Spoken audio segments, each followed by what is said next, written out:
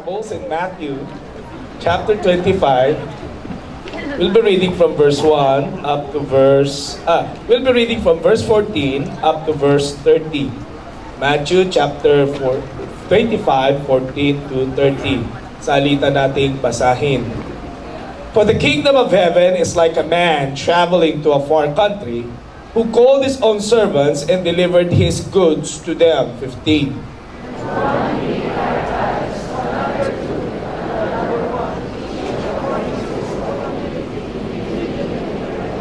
Then he who had received the 5 talents went and traded with them, and made another 5 talents. 17. But he who had received 1 talent, went and dug in the ground, and hid his Lord's money. 19.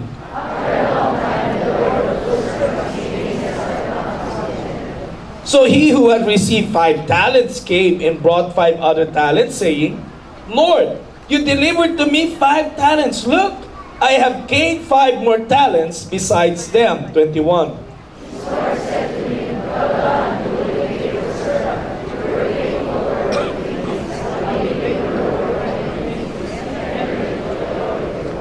He also had received 2 talents, came and said, Lord, you delivered to me 2 talents. Look, I have gained 2 more talents besides them. 23.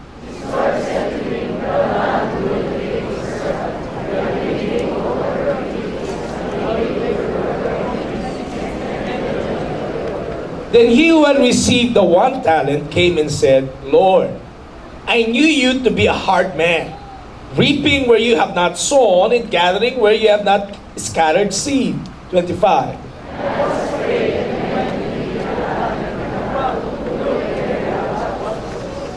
But his Lord answered and said to him, You wicked and lazy servant, you knew that I reap where I have not sown and gather where I have not scattered seed. 27.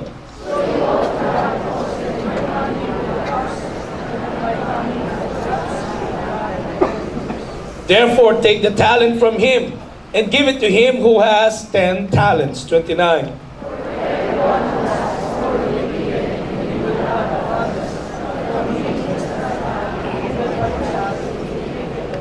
And cast the unprofitable servant into the outer darkness. There will be weeping and gnashing of teeth. May the Lord add his blessings upon reading of his word. You may now take your seats, please. The title of the message that I would like to share with you on the first Sunday of October is the summary of man's life. The summary of man's life according to the parable of talents.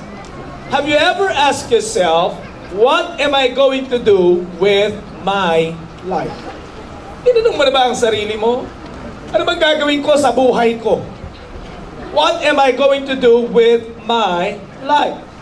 And if you find yourself in the midst of trial, and you would ask yourself, what am I going to do now? There can be those times in prayer when it's very natural to ask God, Lord, what am I going to do with my life? During the many transitions of your life and of my life, there is a need to go back and to look back so that we can know where we are heading. What will you do for the next 5, 10, 15 or 20 years of your life? Anong gagawin mo sa mga susunod na taon na iyan? Now, alam niyo mga kapatid, ilang buwan na lang, tapos na ang 2016. Parang kailan lang nagpapaputok ka pa. Papasok ang 2016. Now, patapos na ang 2016, papasok na ang 2017. We need to be asking ourselves, what am I going to do with my life? The story Jesus tells us in our text, this afternoon, nakalagay kasi sa manuscript ko, evening, sets forth essentials for answering those kinds of questions. And the parable of talents is the summary of man's life. Alam ba na ang kwentong ito ay ang kabuuan o buod ng buhay ng isang tao? And we know no better summary of what life is all about than one Jesus gives us here in Matthew 25. Now, you know the background of the story. One day, the man who goes on a long journey. Matagal at mahabang pagbabiyahe. Before he leaves, he entrusts his property to his servants. You know the story. Two of those are faithful to the master's desires. One is not. When the master returns, he requires each servant to give account of what he has done with the property entrusted to them or to him. The two faithful servants were rewarded. Anong sabi ng master? Very well done, very good. Good and faithful servant. Come and share the master's glory. Dalawa sa kanila. But the other one, or the one unfaithful servant, was cast out. This afternoon, let us consider three fundamental facts of life that we can draw from this story. Ano bang matututunan natin sa parable of talents na ito? Na madalas ginagamit na sermon pagdating sa talento o abilidad ng tao. But this talks about your life and my life as a whole. Number one, our master entrusted to each of us resources and opportunities. Ang ating pong Panginoon ay binigyan tayo ng mga kakayanan at mga oportunidad sa ating pong mga buhay. When we hear of the word talent, ang pumapasok sa isip kagad natin ay hindi yung pananaw ng mga disciples nung panahon ni Jesus. For us, talent has come to mean ability or natural gifting. Yan ang tingin natin dyan eh. But in this story, a talent is about 100 pounds of metal, probably gold or silver. Yan po ang talent. Now, ako po ay nagbasa-basa. Alam mo ba na ang dollar value of gold talent today is $415 to $500 per ounce? Ganun po kamahal ang gold. So, if you will do the math, ang one talent ay 1,600 ounces. You multiply it sa $415 na lang. You'll be having 664,000 US dollars. I-convert mo siya sa peso, 31,872,000 pesos. Lots of money. One talent lang. So, although we can know exactly how much money a talent was in the story, we know that it's a lot of money. The point we must see here is that God has entrusted every person in this room with something valuable. Nakisabi sa katabi, merong mahalaga sa iyo. Okay? Ano ba? Huwag akong sinasabihan mo, sermon ko to eh. Sabihan mo yung katabi mo, merong mahalaga sa iyo. Tandaan mo, even the one talent man was given a lot of money to handle. Now, what do these talents represent in your life? Ano bang nire-represent ng mga talents sa panahon po natin ngayon, sa buhay natin? They represent everything God has given you. Everything you are and everything you have ay tinatawag pong talent. Ano man ang meron ka at ano man ang kakayanan mo, ang tawag dyan ay talent. What do you have that you did not receive from God? At yang mga bagay na yan ay galing sa Diyos. Galing kay Lord.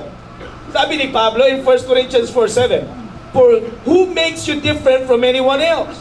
What do you have that you did not receive? And if you did receive it, why do you boast that though you did not? Anong sinasabi ni Pablo? Wala kang pwedeng sabihin na ipagmalaki dahil lahat ng meron tayo ay ibinigay lamang sa atin. Pakisabi nga sa katabi mo, hindi sa iyan.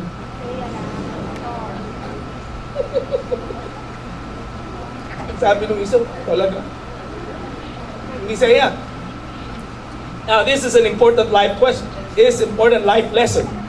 Every ability I have, every peso I have, every opportunity that comes my way, and even the air I breathe, come to me from God. Galing sa Diyos. Everything really belongs to God. Pakisabi sa katabi mo, everything belongs to God.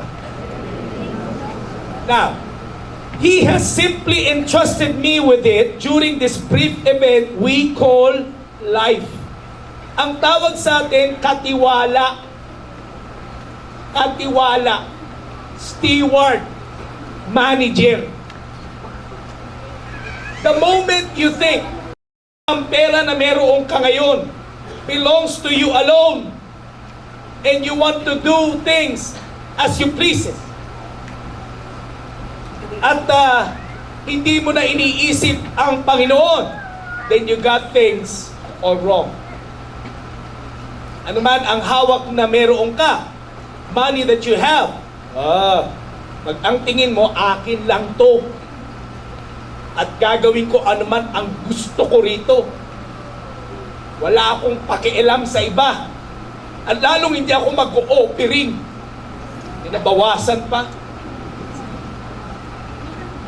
Then we got it all wrong.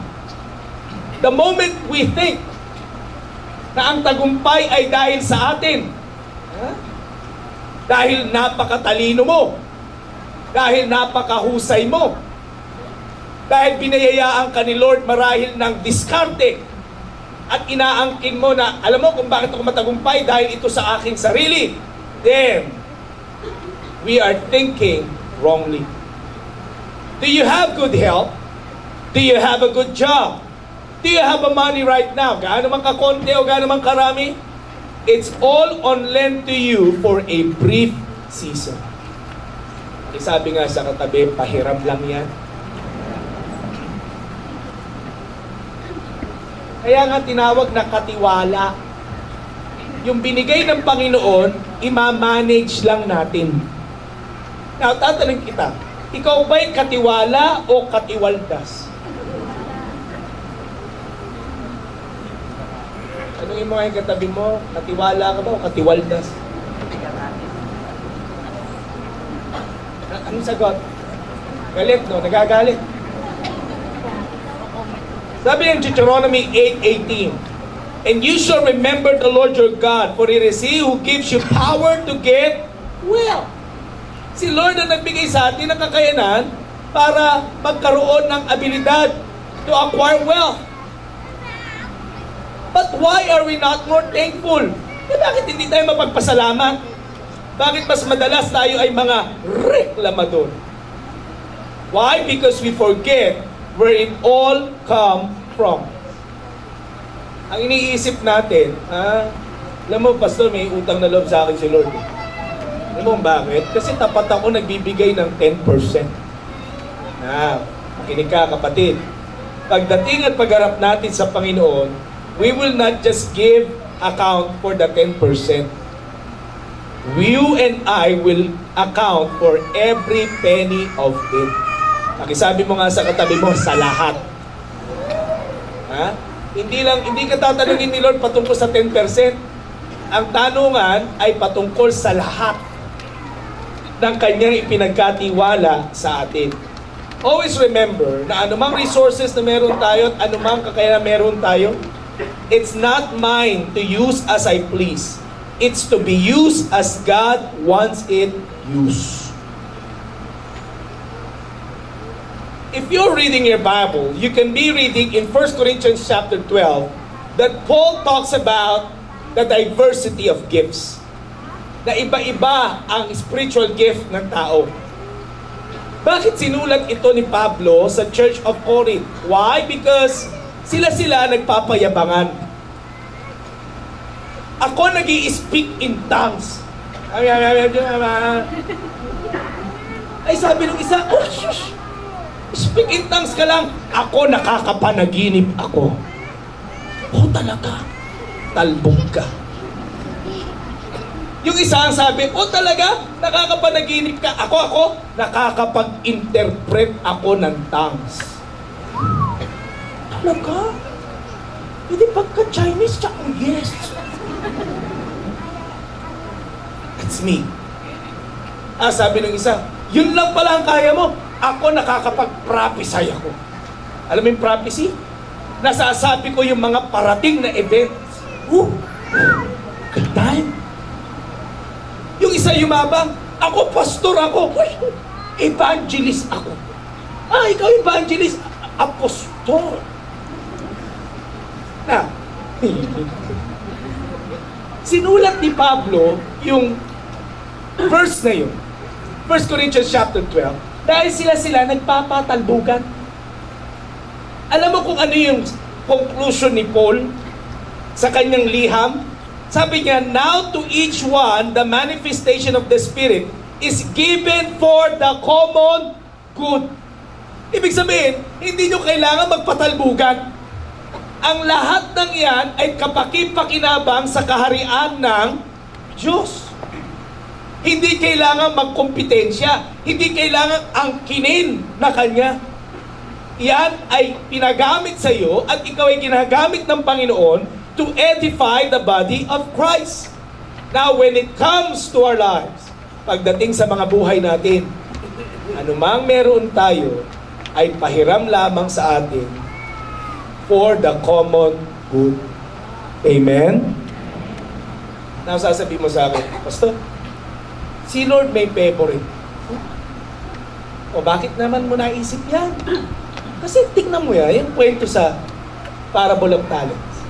May isa binigyan niya ng 5, yung isa 2, yung isa 1. Di may favorite. Tandaan mo, sabi ng Bible, each one given to his own ability. Bakit binigyan ng 5 talent? Talagang may kakayanan. Okay? Tsaka, ba't mo pinakikilaman yun Hindi ba't may kalayaan ang master to give what is due to us? Sasabihin pa ng iba, bakit ganun, Pastor? Hindi fair si Lord.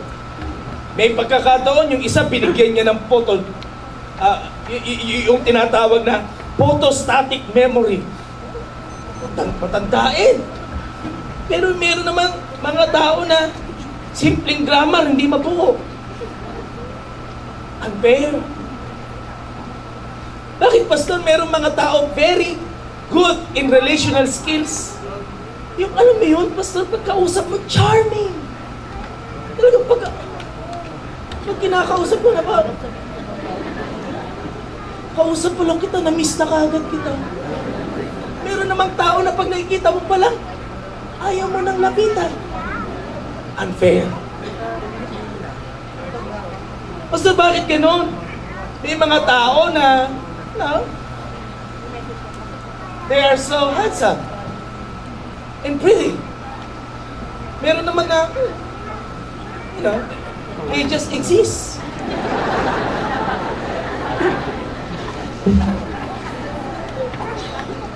Unfair.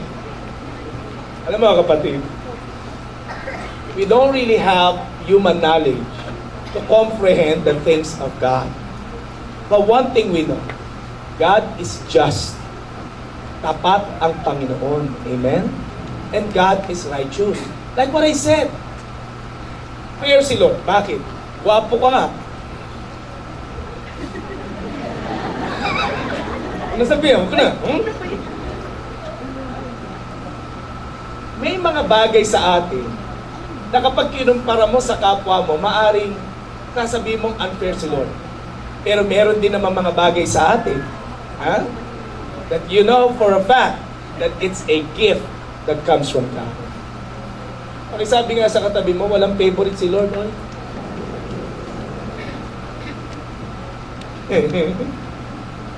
Now, notice carefully, each servant is only accountable for what his master has given him. Yung binigyan ng 5 talents, accountable siya sa 5. Yung binigyan ng 2, accountable siya sa 2 lang. Hindi naman siya accountable sa bagay na wala siya. Each man will give an account of himself unto God. So anong warning? Instead of comparing ourselves with one another, which is not wise, we are better off making sure we give a good account of what we have. Kung ano yung meron tayo, pagyamanin. Kung ano yung meron tayo, paghusayin, i-develop. Kesa nagko-compare ka ng wala ka at tinitignan mo sa kapitbahay mo. Kung ano man ang meron siya at kung ano man ang meron ng mga kapatiran, they are going to give account of what they are having. Tsaka ang accounting kay Lord, ang auditing kay Lord, personal. Amen? Kalabit mo yung katabi mo. Stop comparing.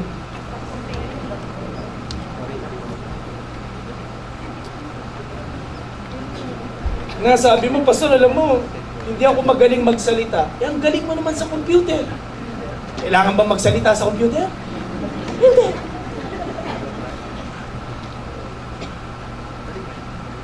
Iba sa atin, alam mo, Pastor, hindi ako magaling magsalita. Ang galing mo naman magsulat. Ang magagaling na speaker, galing sa magagaling na writer.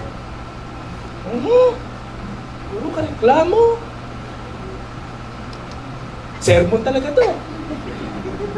God has given us something that we can really develop. At yung binigay na yan ni Lord, yan ang sisingilin sa atin. Diba, merong kasabihan sa Spider-Man? Anong sabi ni Uncle Ben? With great power comes. Kabisado ninyo. John 3:16 nga. With great power comes great responsibility. Electric, umayos kayo ha. Now, mas maganda yung quote. Biblical to. To whom much is given, much is required. Kung sino yung mas binigyan, at ang tingin niya ay mas siya, mas maraming sisingilin sa kanya. Okay? Now, gusto ko po gawin nyo to, assignment nyo to ha. Isulat mo sa kapirasong papel. Wag tantanan mo ako na, Pastor, modern na ngayon, tablet. Sulat. Alam mo, iba pa rin yung sinusulat habang nag-iisip. Mas nare-retain.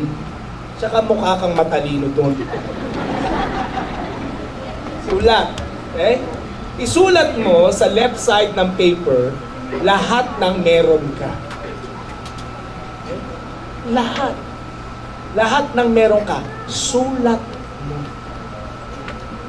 Okay? Lahat ha? As in lahat. Pati talino mo, pati galing mo. Ha? Wala namang aaway sa'yo, ikaw lang eh. Sulat mo, walang kukontra sa'yo, promise.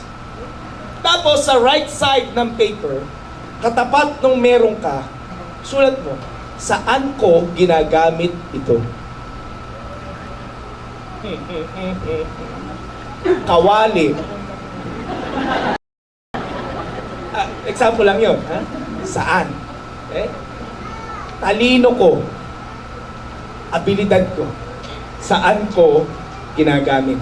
Bakit gusto kong ipasulat sa iyo? Dahil gusto kong maintindihan mo that we have been blessed with something valuable. And we have been blessed with so many things. Amen? Pakisabi nga sa katabi mo, pinagpala ka na.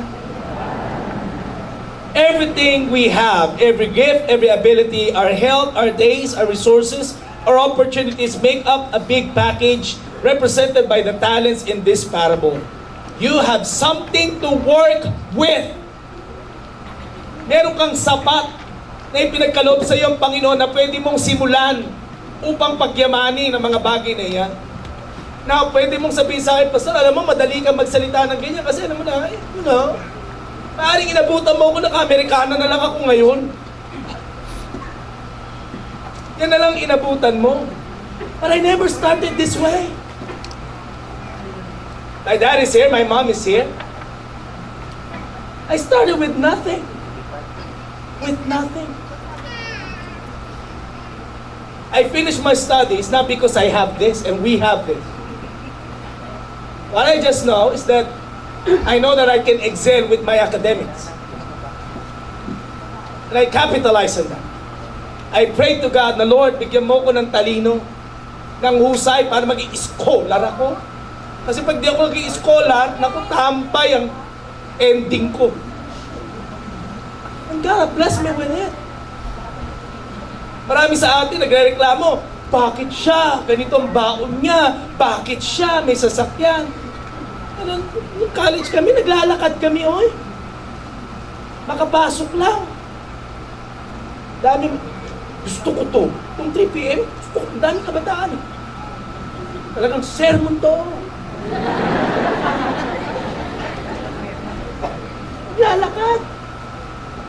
Alam mo, mayroon ng pinagkatiwala sa atin ng Diyos na pwede nating simulan. Nakakabasa tayo ng maraming kwento. Nakakapakinig tayo sa radyo, pati nanonood sa TV, ng mga taong dating wala naman, walang-wala sila.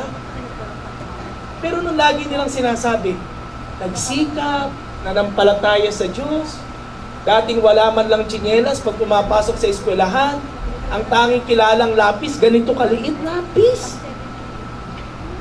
Tuwang-tuwa nung niregaluhan siya ng malaking lapis. Ngayon, nagmamay-ari na ng isla. They don't have anything. Pero what they have, with the small thing that they have, pinagyaman nila ito. And the Lord blessed them. You have something valuable in you. May ipinagkatiwala sa iyo ang Diyos. Gamitin mo ng maayos.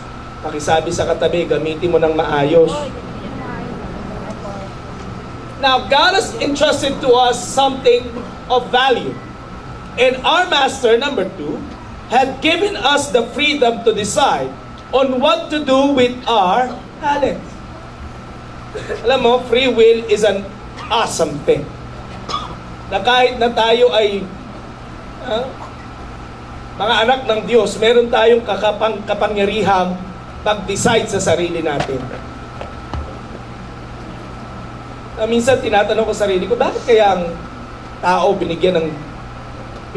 binigyan ng Diyos ang tao ng free will? Halayaang mag-decide. Now, the explanation that helps me understand it some is the fact that real love cannot be coerced. Ang totoong pag-ibig, hindi ipinipilit. Amen? Amen. Tandaan mo, God wants a loving relationship with you and me. And it would demand free will. Sabi ng Bible, we love Him because He first loved us. Now, sa text natin, in the parable, the master left for a long time. Umalis siya ng matagal. Hindi nila naisip na ito ay test. Bakit? There is enough freedom, enough time for the servant to fully decide what he would do. What he would do when the master was not standing there looking over his shoulder. Anong gagawin nila sa pinagkatiwala sa kanila sa pag-alis ng kanilang Panginoon? What is the lesson that we can learn from this? Life is about making choices. Pakisabi sa katabi, choices. That choice is made up of a lot of decisions, but in the end, it boils down to one's choice. When it comes to your life and to my life, into the things that God has entrusted to us, I will either respond to the goodness of my Master and pursue His will, or I will choose my own course and find an excuse for that choice. Meron kang dalawang pagpili. Magpasalamat sa Diyos sa kabutihan niya sa iyong buhay at gamitin ang anumang meron ka at kakayanan na meron ka para sa kanyang kapurihan. Or, gamitin ito sa iyong sarili.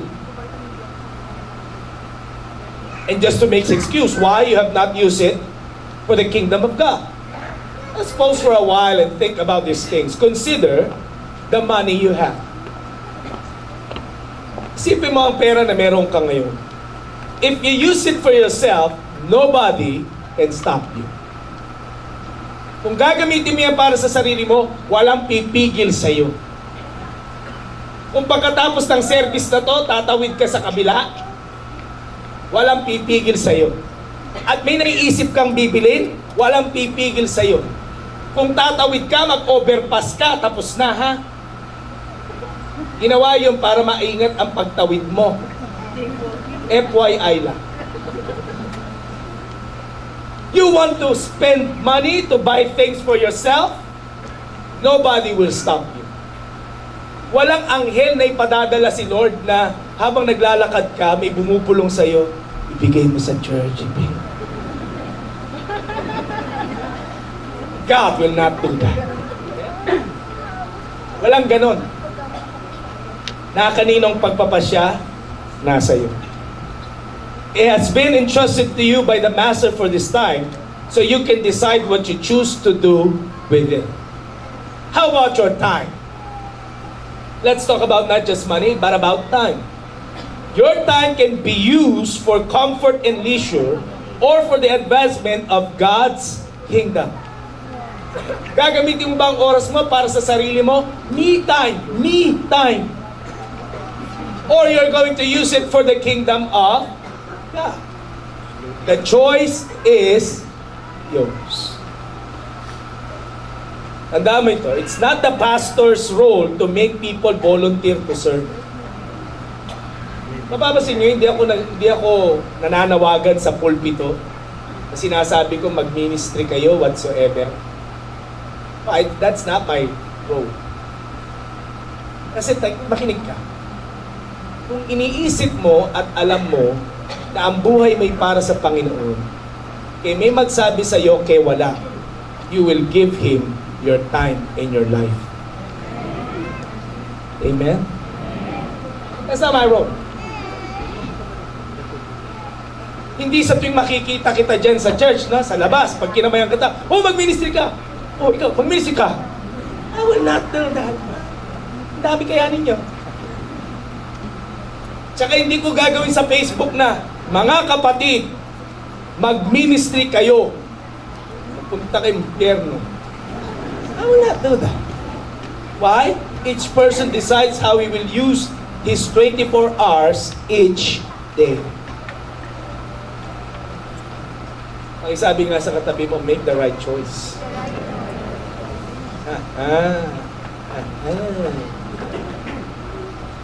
What about your life? What will you do with your life? That's a choice that you and I can make.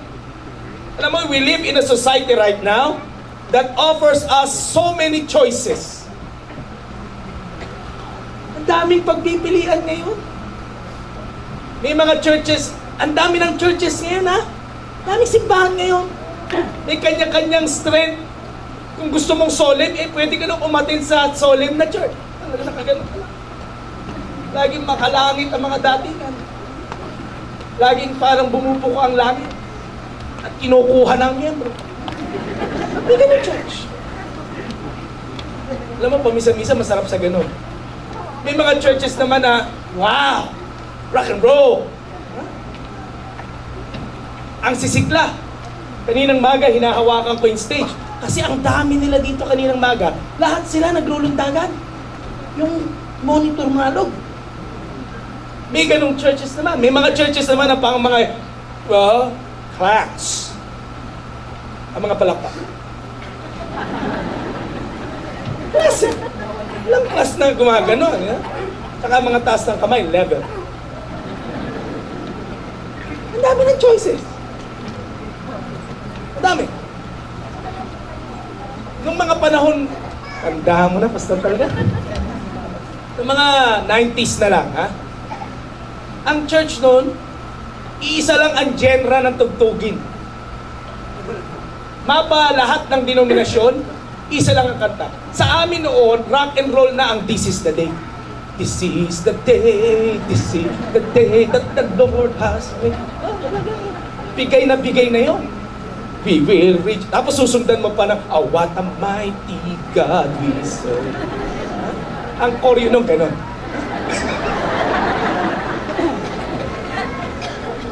Hindi uso sa amin yung gano'n. Oh, what a mighty God we serve. Tapos biglang susundan mo pa. Ako, walang ano doon, walang senyasan. Walang sinyasan kung chorus or what. Bigla na lang kakanta yung singer na, oh, what a mighty God we... Ako sunod doon, give me oil in my lamp, keep me burning. Give me all in my life I pray. Hallelujah! Tapos babalik ng, oh, let us sing and praise the Lord. At ang ending nun, this is the day. Ganun lang. Yun ang praise song sa amin, yun ang mabilis na kanta. Yun lang. Ngayon, dami. Mahilo ka sa dami. Tsaka ang worship song namin nun, laging, then sings my soul. Laging parang yung langit, bumubukas lagi na sila. I say, oh Lord. Ganun lagi. Ngayon, ang dami na. Padramahan na ngayon ang kanta. Hindi lang sa church yan na maraming options or choices. Kahit sa secular. Ang daming kumukuha ng oras natin. Ang daming kumukuha ng atensyon natin.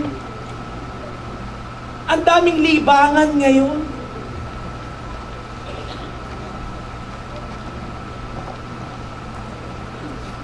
Kahit na sa gabi, ang daming libangan.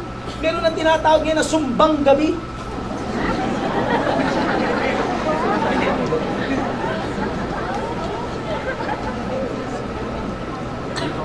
Ang dami. Wala pong masama literally sa mga bagay na yan. But listen, we have to decide what will be our priorities and then live with our decisions. You and I are finite beings with a limited amount of time and energy, a limited amount of resources, and an utter inability to go east and west all at the same time. Mga finite being tayo, ibig sabihin, hindi pwedeng oo ka sa lahat ng bagay. Natuto kang pumili. Amen? Hindi pwedeng ino-oohan mo lahat, gagawin mo lahat. No. Alam niyo, ito po yung lesson sa akin bilang pastor. Dati, madali akong lapitan para hingin ng schedule. Lala, Pastor, gusto ko ikaw magkasal sa amin. Ang tanging lagi kong sagot, oo. Sige. May lalapit, Pastor, gusto ko nga palang magpa-dedicate ng bahay. Ang sagot ko lagi, sige. Pastor, gusto ko nga po palang mag-dedicate ka nung anak ko. Oo. Wala naman akong nililista. Eto na, hindi ko na malayan, yung 5 lumapit sa akin, isang araw lang pala siya. Sakit sa ulo. Alas 9 ng umaga, nagkasal ako. Ang layo.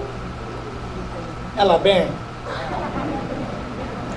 Bakit naman kasi mga taga rito sa Novaliches, sa Alabang pa ang gusto? De-drive ka. Ang kasunod ng kasal din, alas 11. Tanungin mo kung saan? Visayas Avenue. Ang takbo ko, laging mala-ambulansya, tsaka mga bumbero. Pagkatapos ng kasal, dedication ng bata, dedication ng bahay. Tanungin mo kung saan? Tanungin mo. Sa Mandaluyong.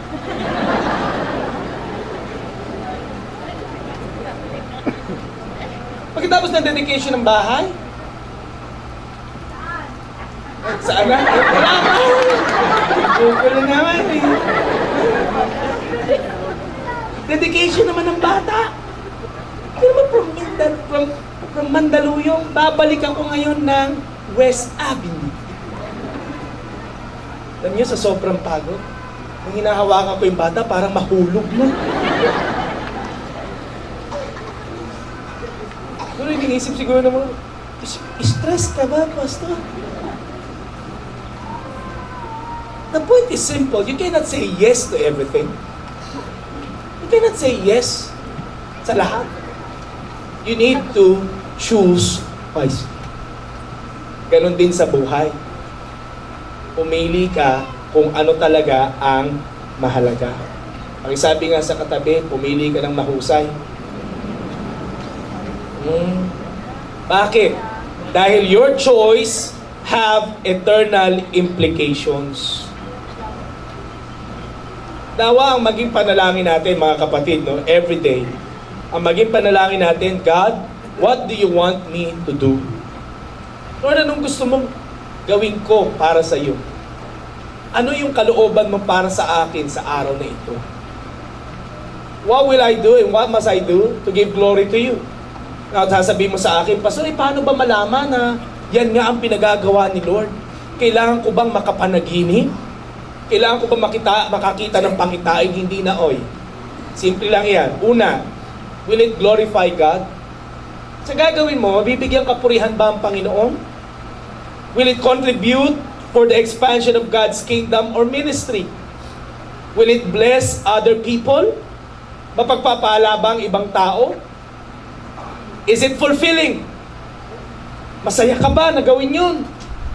And last, it adds maturity and value to you. The choice is yours. Kailanman, hindi tayo pipilitin ng Panginoon. But the Bible tells us that we need to be wise in choosing our priorities in life. Bakit? Number 3. Our Master will one day hold each of us accountable for the choices we make. This is the major point of this parable. Alam mo, in Matthew chapter 24, nilapitan si Jesus ng mga disciples at tinanong, kailan ang pagbabalik mo o kailan ang pagkagunaw ng daigdig? Kwento ni Jesus yung the parable of the 10 virgins. And then, isinunod ni Jesus ang the parable of talents. And then, Jesus talked about other things as well, the sheep and the goats. The point of the parable of the talents is this. It is the accountability for faithful servant or service to our Master. Si John mismo, na isa sa mga disciples ni Jesus, alam niya ang prinsipyong ito. Bakit? Piniling niya sa church na kanyang pinangungunahan in 1 John 2:28, ang sabi niya, and now dear children, continue in Him so that when He appears, we may be confident and unashamed before Him at His coming. Anong sabi ni John? Mag-ayos-ayos tayo ng buhay. Para sa pagbabalik ni Lord, confident tayong harapin si Lord. Tatanungin kita ngayon, kung babalik si Lord ngayon, are you confident sa kanyang pagbabalik? At tumahimik ang church. Now, kung ikaw ay negosyante at alam mong malapit nang magsubmitan o isasubmit na yung pagbabayad ng taxes, etc., etc., diba? Kapag alam mong i-audit ka, inaayos mo libro mo. Walang katapusang hanapan ng resibo. Kailangan balanse. Talaga nag-hire ka ng accountant para ayusin. Why? Knowing na may audit, ang ginagawa natin, inaayos natin lahat. Para pagdating ng audit, tingin-tingin ka na lang na gano'n. Gusto niyo magkape? Confident ka na maayos. Now listen, when it comes to your life and to my life, alam mo ba na lahat tayo may auditing? There is a coming audit of your life and of my life one day. At His coming, we must all stand before the judgment seat of Christ and give an account of the deeds done in this body. Lahat ng ginawa natin, lahat ng meron tayo, lahat ng nakamit natin, ay i-give natin ang account na yan sa ating pong Panginoon. For some, it will be a glorious day. For some, it will be a gloomy event of their life. Gusto kong tanungin mo yung katabi mo, handa ka ba? Tanungin mo yung katabi mo, seryoso to ha? Tanungin mo yung katabi mo, handa ka ba?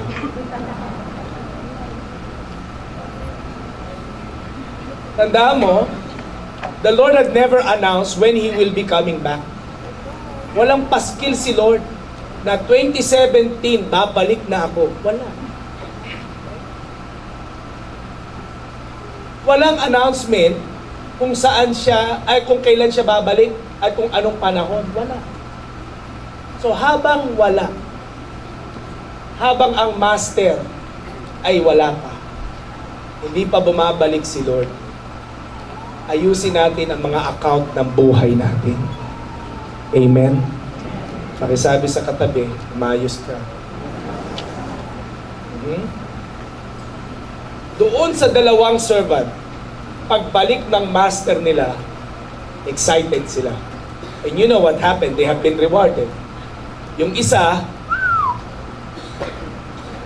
yun na ang huling panahon na nandun siya sa tahanan ng kanyang master. There are three things that I would like you to see kung paano ni-reward ang faithfulness ng two servants nito. Una, the joy of having pleased the one we love. Sabi ng master doon sa dalawang faithful servant, well done, good and faithful servant.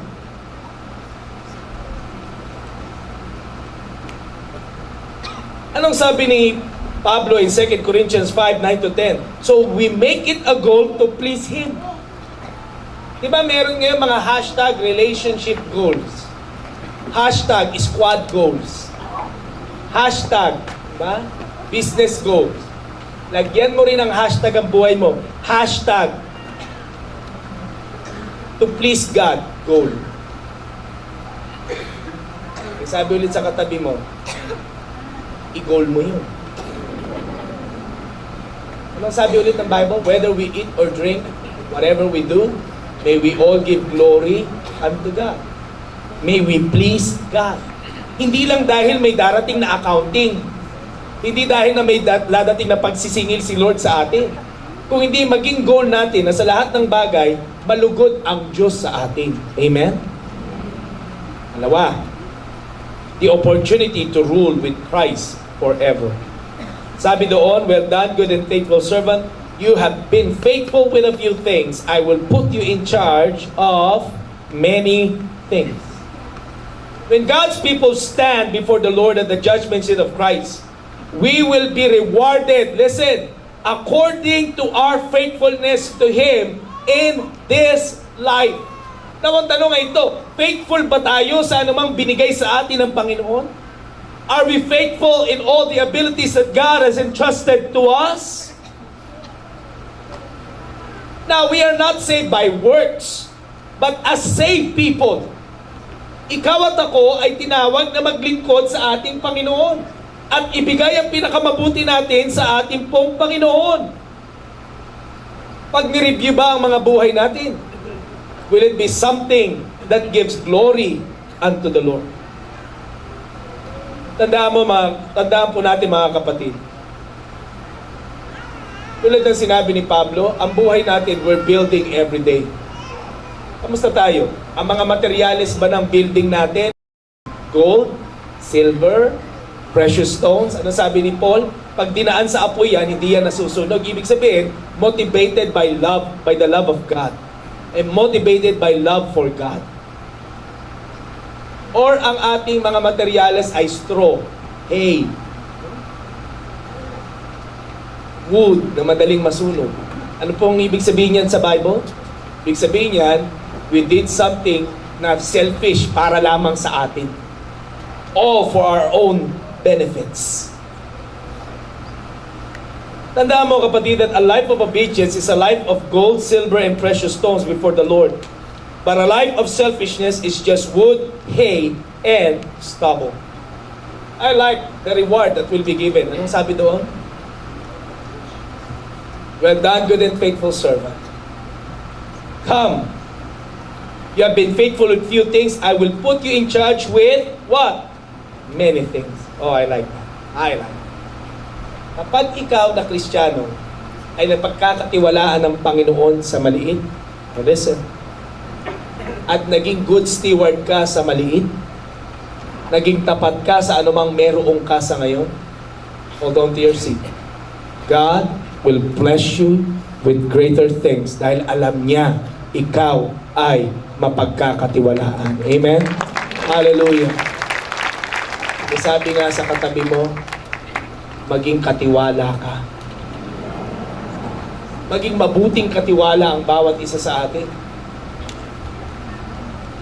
And the other reward that will be given to us is an invitation to celebrate with the Lord. Anong sabi ng NIV? Come and share in your master's happiness. Masaya ako, pakisaya ka sa akin. Yan ang point niyan. Ano ang sabi ng The Living Bible? Let's celebrate together. Sabi ng ibang translation pa, let's party together. Ang sarap na ikaw mismo, part ka ng kasiyahan ng master mo. Ikaw mismo, may contribution ka sa kasiyahan niya. Naging tapat ka, kaya may karapatan kang makiparty. Hindi yung spectator ka lang. May party doon. Saya-saya nila. Saya. Diba parang basketball? Lalo na pag championship. Marami, puro spectators. Taganood. Galing! Ang galing! Now, sino lang yung pagod? Yung 10. At yung mga staff nila, etc. etc. Pag nag-champion yung isang team, sarap ng pakiramdam nun. Champion kami. Talagang may iyak ka pag nag-champion ka. Galing-galing na. Iba nga, ang lalaki ng katawan, iyak mo. Yung iba nga napapaluhod. Champion kami. Iba yung feeling. Pag participant ka, makinig ka. May feeling, this is great. At makikisaya din sa kanila yung iba rin yung pakiramdam ng mga tagabigay ng towel. Yung mga towel boy, yung mga water boy. Sabi mo yung man ang function nila, may participation. Mali mo, hindi nga naabot yung tubig, napagod yun. Masaya din yun. Nanalo kami! Pati yung coach, masaya yung, nanalo kami! Yung fan. Yung fan, masaya ka lang. Kasi nanalo sila. Pero hindi mo maramdaman yung totoong saya. Na ikaw mismo, naghirap ka para maging champion kayo. Gets mo? Nag-cheer ka lang. Panandalian lang yung saya. Kasi bakit hindi naman talaga ikaw ang nag-contribute doon? Pag nagkaroon ng party, yung nanalong koponan o yung team, pag nagkaroon sila ng party, lahat sila may karapatang makiparty. May welcome sila ng presidente at owner noong company o noong nanalong team. Party tayo. Masaya ka. Kung ikaw yung player at umiscore ka ng mala Lebron, talagang ang lakad mo sa party ko to. Akin to. Kasama mo yung mga balalay mo. Lahat sila may karapatang pumasok sa party. Part sila eh. Yung fan. Nakiki-Facebook na lang yan. Binabantayan sa Facebook. Mag-diwang sila. Galing talaga ng team ko. Go, Cavs! Kinig ka. Mas mainam na pagbalik ng Panginoon, pagharap mo kay Lord, sasabihin sa'yo, come, party with me. Come, party with me.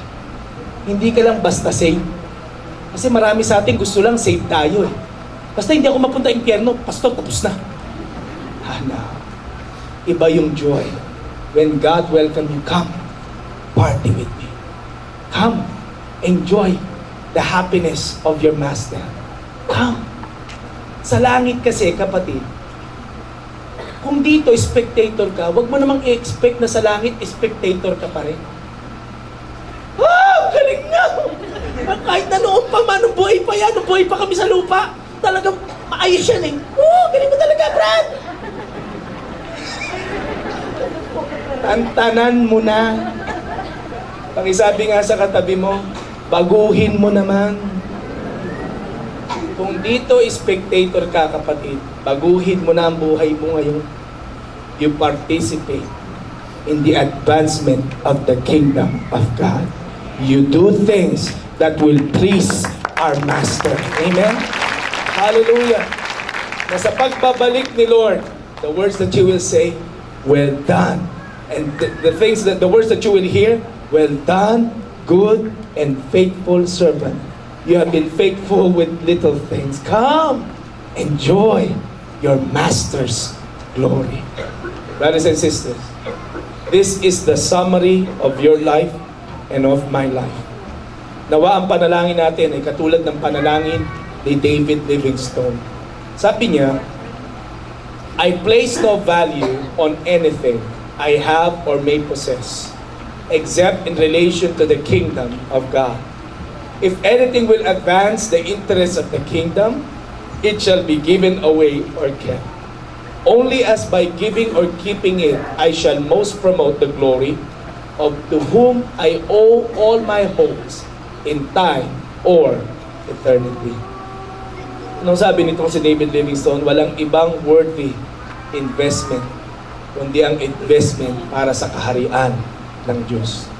Dahil hindi lamang dito ang biyaya niya hanggang sa darating na buhay, investing in the kingdom of God has rewards. Let us bow our heads and let us pray. Our gracious God and Heavenly Father, this afternoon we thank you for your word, for your reminder, and even for your rebuke sa mga buhay po namin. Salamat po, patuloy mo kaming binabago, patuloy mo kaming inaayos, patuloy mong itinuturo sa amin ang iyo pong salita. O Diyos, tulungan mo kami. And in every single moment of our lives, may we understand that it really belongs to you. Lahat ng meron kami, lahat ng kakayanan namin ay galing sa iyo at dapat gamitin para sa iyong kapurihan. Habang ang lahat ng uli na kayong kuba at matay ng kapipid. This afternoon, I know we are going to have our communion, but I don't want to miss this opportunity. Kung sino man po sa inyo ang nagnanais na, Pastor, gusto kong ibigay ang buhay ko kay Jesus. Nais ko siyang tanggapin bilang aking Panginoon at sariling tagapagligtas. Kung yan ang iyong panalangin, habang lahat ng uli na kayo ko ba matay na kapigil, pakitaas mo lamang yung kamay. At sasamahan kitang manalangin. Meron po ba? Who would be raising his or her hand? Salamat po sa kami na yan. Meron pa po ba? Nagtataas niya ang kanyang kamay, sasabihin niya, Pastor, I need Jesus. I want to give my heart. I want to give my life to Jesus. Nais ko isuko sa kanya aking buhay. Ibigay sa kanya ang aking buhay. If that is your prayer, I want your hand to be raised and I would like to pray with you. Even if you're at Cinema 6 and you would like to give your heart and your life to Jesus, today is that wonderful day. Ibigay mo ang buhay mo sa Panginoon, kapatid. At kailanman hindi mo pagsisisihan ang araw na ito na ikaw ay nag-alay ng iyong puso sa Kanya. Hallelujah. Let's all stand together. Now, this is the challenge that I would like to give. Kung ikaw ay seryoso and sincere, na nung tinaas mo ang kamay mo, sinasabi mo talaga, kailangan mo si Jesus sa buhay mo. Hinihilingan ko na lumabas ka sa iyong upuan. Pumunta ka dito sa harapan. Sabay tayong manalangin. Kapatid, ang paglabas mo sa upuan mo, pagpunta mo dito, ay hakbang ng pananampalataya. Pagsasabi na, Pastor, di ako mahihiya. I want to give my life to Jesus. I want to offer my life to Jesus. Hindi ako mahihiya. I will come. Alam mo kapatid, huwag mo intindihin yung sasabihin ng tao. Huwag mong isipin kung anong iniisip nila. What matters is that you're making it right with God today. Hindi mahalaga ang opinion ng tao. Ang mahalaga yung opinion ng Diyos sa buhay mo. God is giving you another chance in life. God is giving you a chance, an opportunity for you to be right with Him. For you to experience His love upon your life. God is doing such right now. Kapatid, make that choice today to offer your life and to offer your heart to Jesus. That is you. Come. Take this very moment. Give it all. Give it all to Jesus. Hallelujah. Sa mga kapatid po natin na lumapit dito sa harapan, nais ko pong kayo sumunod sa maiksing panalangin na ito. May panalangin ng pagsuko ng buhay kay Jesus. Sabihin po ninyo, Panginoong Jesus, lumalapit ako sa iyo at inaamin ko po na ako po ay makasalanan, na ako hindi matuwid sa iyong harapan. Ngunit sa hapon na ito, humihingi po ako ng kapatawaran mula sa lahat ng aking mga kasalanan. Linisin mo po ako, baguhin mo po ako, patawarin mo po ako. Panginoong Jesus, ako po ay nananampalataya na ako ay iniibig mo.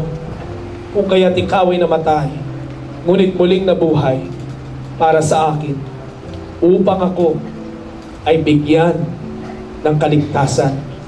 Sa oras na ito, tinatanggap kita sa aking puso, sa aking buhay, ang aking Panginoon at sariling tagapagligtas.